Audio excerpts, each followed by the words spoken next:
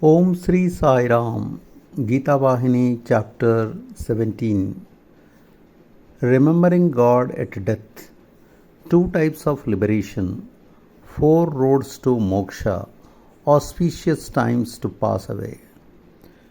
Whoever is busy with no other thoughts than those about me, whoever is ever remembering me, that person certainly will release their dying breath through the center of the head. That person will attain me. I am as near to people as they are to me, my dear Arjuna. How can I forget the one who never forgets me? Forgetting is a human frailty, not a characteristic of God. Let me tell you, there is no need for yoga or spiritual exercise or even wisdom.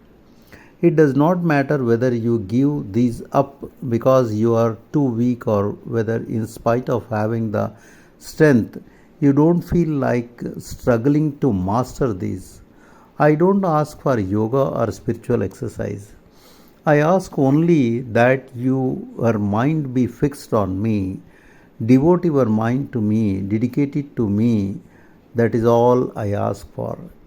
If a spiritual aspirant cannot do at least this act of dedication to the Lord, I wonder what their spiritual discipline is capable of. If you plead that you don't have the strength of mind, I ask where the strength comes from to dedicate yourselves as you do now to hollow ideals, the vain fantasies of family, fortune, and fame. Can't you direct this strength for that supreme dedication?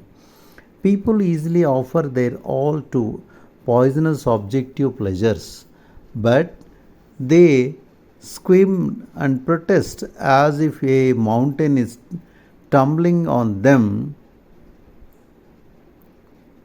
when the call is made to dedicate their thoughts, feelings, and acts to the Almighty.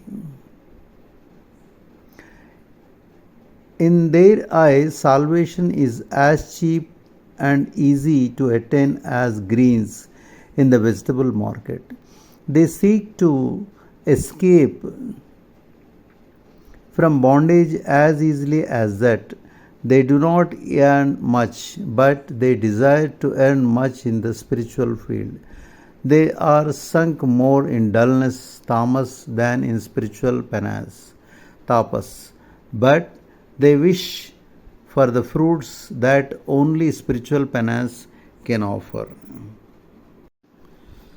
Those prompted by genuine desire for the fruit must overcome all obstacles and temptations, doubts and disappointments, and dwell on the thought of the Lord. Then the Lord will not keep apart. He will confer on that aspirant the status of sameness described as I am divine, you are I, we are one, Aham Brahmasmi, and the aspirant will be contemplating this unity without a break. Then Arjuna asked, you say that this thinking only of the Supreme Spirit, this one pointed devotion is quite easy, and that there is no need to take any greater trouble. You also declare that for those who have acquired it, you are readily attainable. Well, what exactly is the benefit of attaining you? Krishna smiled at this and replied, Arjuna, what greater benefit is there than that? That holy victory makes a mortal a great soul, Mahatma. You may still pose the question of what benefit is it to become a great soul. Listen, the great soul is far superior to the ordinary person. The latter is established in the body and the soul, Jiva.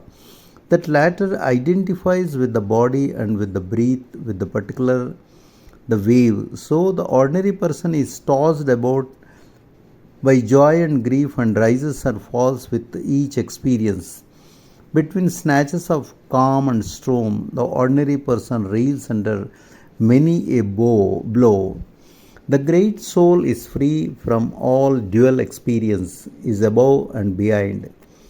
The great soul has released itself from identity with the particularized and is in the universal, eternal, and changeless, the changeless absorbed in the Brahman, not the body. The great soul knows that the Atma is not a limited entity and feels that it extends beyond all limits. The great soul is from free the blemish of dullness, tamas, and passion, rajas, and is neither dull nor driven about by desire. The great soul's pure consciousness is unaffected by attachment or hate. Many who style themselves as such nowadays have no purity in their hearts. Their consciousness is soiled by foulness, but the pure in heart have no further birth and death. They are under no obligation to appear again on earth. Without attaining that purity, you cannot escape the round of birth and death. However many your meritorious deeds, however high your spiritual status, however glorious the heaven you have secured, only those who are perpetually absorbed in Brahman can attain this timeless me and be freed from the chain by merging in me. At this, Arjuna gave expression to another doubt that worried him. He asked, if that is to say, why do the Upanishads declare that those who reach heaven need not be born again? Please clarify exactly who is freed from this cycle of birth and death. Arjuna, two types of liberation are mentioned in the Upanishads.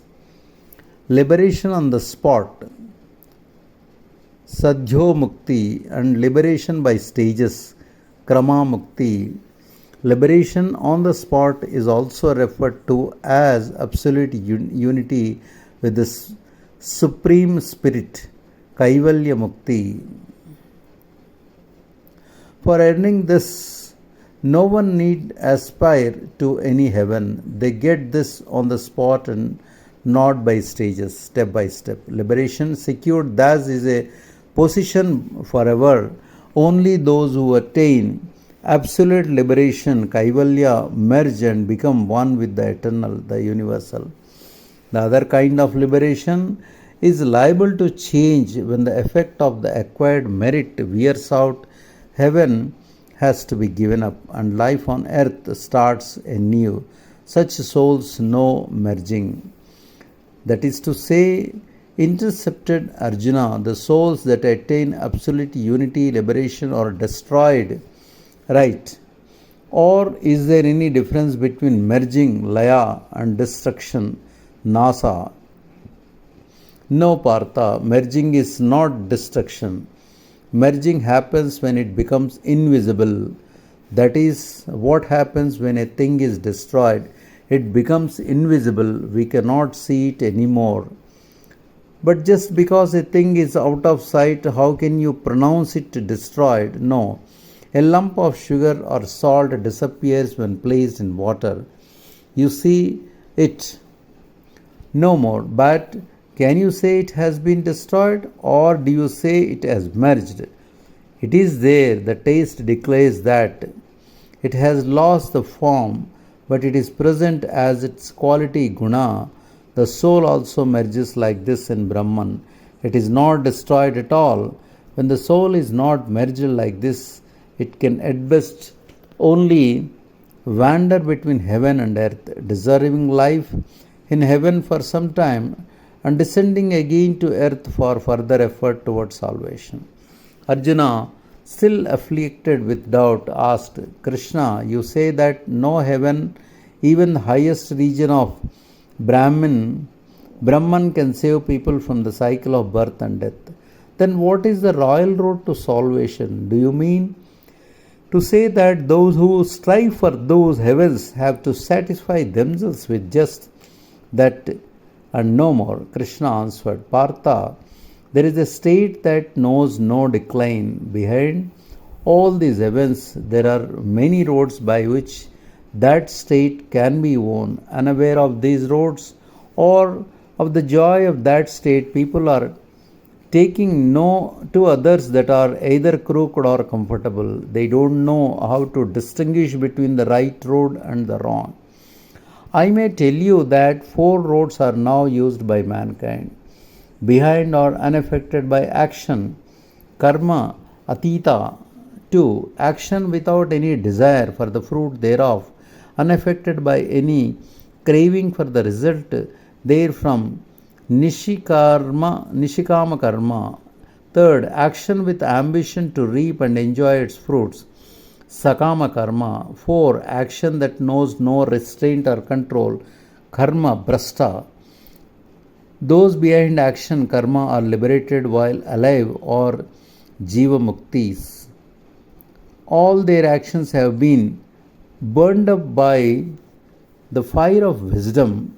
Their impulses for action have been scorched by the wisdom they have gained. They have no further need for injunctions and prohibitions. They need no spiritual exercise like charity, virtuous living, or austerity. All that they do or feel or think will be divine, holy, virtuous, beneficial to mankind. The very earth they tread on is sacrosanct. Every word they utter will be the word of God. On death, their breath need not take them to realms that are heavenly. On the falling away of the bodily raiment, they merge without delay in Brahman. Such are the souls who were described by me now as having absolute liberation, attainment of Brahman, or instant liberation. Next, the second group who do action without desire for the fruit. These are the seekers of liberation, mumukshas. Alert on the path of liberation and intent on attaining it, they perform each act as a step in the realization of the Lord. So, they can never do anything bad. They don't look forward to the result. They leave it to the Lord to give it or withhold it. They are not prompted by worldly motives or even by the desire to gain heavenly pleasures. Their aim is just this: liberation from the bondage of the objective world. They win the grace of the Lord in proportion to the steadiness of their faith and practice. The third group performs all acts through the desire for the fruit thereof. Since they have an eye on the successful earning of the fruit, they will engage themselves only in acts that are approved by the scriptures. They will not do any sinful or prohibited act. They will equate with each act with the merit it will confer, the happiness it will ensure, the heaven it will win. Such people, when they depart from this world, will enter the supra-mundane world for which they have sought and worked, and having stayed there as long as their merit entitles them, they have to return to the earth.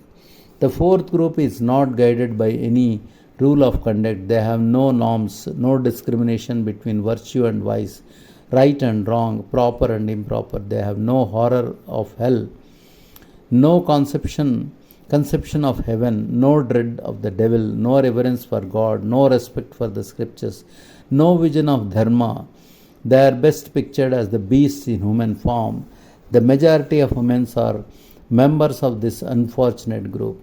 They strive for momentary pleasure, short-lived happiness, temporary joy, and evanescent comfort. To call them apes with human physique would be a big mistake, for the ape only jumps from branch to branch or from tree to tree. It releases itself from the one branch and tree before landing on another. People are more like caterpillars which move from leaf to leaf, fixing their foreparts on the new leaf before releasing their hind part from the leaf on which they were resting until then. That is to say, by their acts in this life, people decide on their next birth, where and how it will be. Even before leaving this world, the new place is ready for them. Their foreparts are already there. It is only after settling this that they relieve themselves of the hold of this on this world. Such people move around in the wheel of birth and death. To be born and to die, one must have auspicious moments that will guarantee a wise life and a worthwhile end. Arjuna, yogis, for example, give up life only at auspicious moment, not at other times. That is why people say death is the witness for the good. An auspicious moment is to be chosen even for the act of death. Arjuna asked Krishna, tell me when the body has to be yielded to death in order to escape the cycle of birth and death. Tell me also the period of time to avoid. Krishna replied, Partha, your question is very timely and urgent. Sometimes you make me marvel at your intelligence and make me very happy. At other times you make me laugh at your ignorance. Your egotism and sense of attachment cause this confusion. Let that pass. Let us come to your questions.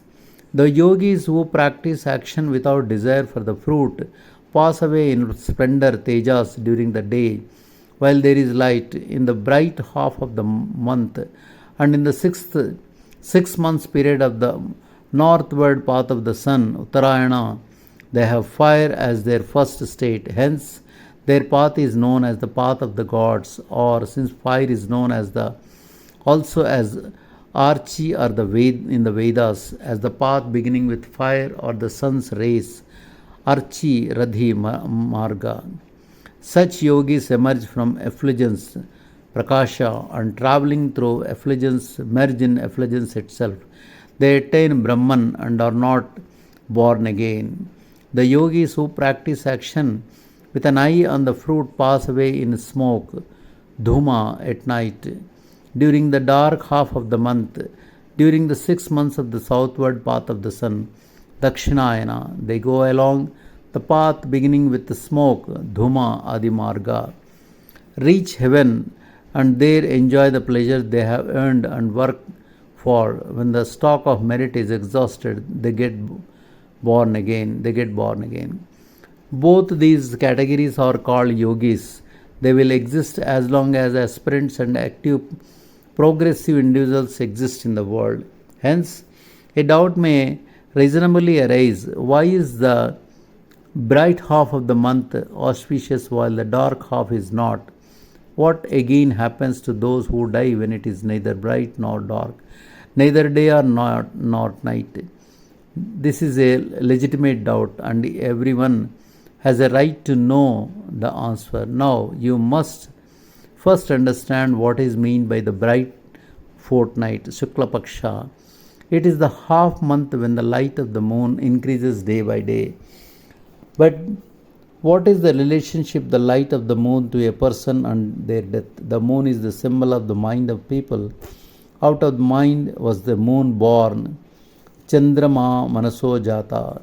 Therefore, the bright half of the moon signifies the progress of the mind spiritually in divine discipline, and the full moon signifies the fullness of that achievement. Thus, the bright half is the period when spiritual progress is attained. For the body, the visible moon; for the mind, the symbolic moon deity presiding over the mind. The increasing splendor of the mind due to the increasing realization of one's own divinity is what is meant by the word bright half, Shukla Paksha. And what of the 6 months during which the sun travels north, Uttarayana? Be free from doubt on that score too. Worship offered knowing the meaning of every rite and spiritual disciplines practice, knowing the implications of every step. These cleanse the heart more effectively and loosen the chains of doubt. The time of the northward path of the sun is the period when no dot of cloud or whiff of fog contaminates the vast dome and the sun shine in all his grace. This is the gross meaning, but there is a subtle one too. The heart is the inner sky. There the sun that shines is intelligence, buddhi. When the clouds of ignorance, the fog of egotism and the smoke of the attachment hover in that inner sky, the sun of intelligence is hidden and things look murky and mistaken. The time of the northward movement of the sun of the heart is when the inner sky is clear of all these, and when the sun shines in full splendor, you must have heard the expression, the sun of wisdom, Jnana Bhaskara. The sun is always associated with wisdom and intelligence. When people pass away with this equipment of the effulgent sun of wisdom in their clear heart, they can certainly escape rebirth. They take the path of fire, Archi Radi Marga, as said already, and merge in Brahman. Those who pass away in the other half of the year during the southward path of the sun have the opposite destiny. Then the heart is beset with smoke and fog and cloud. The sun is hidden, and his effulgence has no splendor. And in the dark half of the month, the moon wanes, symbolizing the waning of Godward thoughts. The new moon night is enveloped in complete darkness, and all spiritual impulses suffer defeat. The thick smoke of ignorance lies heavily on the mind. This is the meaning of the expression dark half Krishna Paksha. Those who die at such an inauspicious time reap an inauspicious result. Jai Sai Ram.